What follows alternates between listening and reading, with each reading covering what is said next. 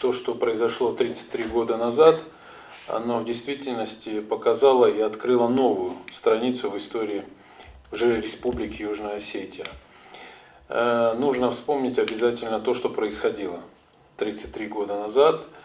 В этот день Совет народных депутатов принял одно из самых важных и значимых и геополитически важных решений для всего осетинского народа.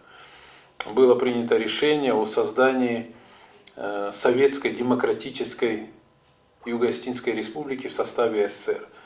Я хотел бы заметить и тот факт, что автономная область Южная Осетия, входившая в состав Грузинской ССР, не изъявляла желания выхода из состава СССР, а наоборот изъявила желание остаться в составе СССР вот на таких правах Советской Демократической Республики. На мой взгляд, это, скорее всего, один из единственных случаев, когда разваливался СССР, и одна из таких маленьких автономий изъявила желание остаться в составе СССР.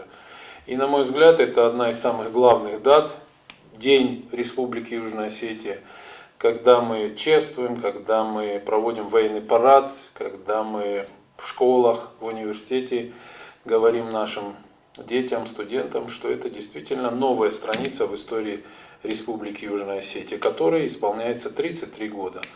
На мой взгляд, за эти годы произошло очень много важных событий.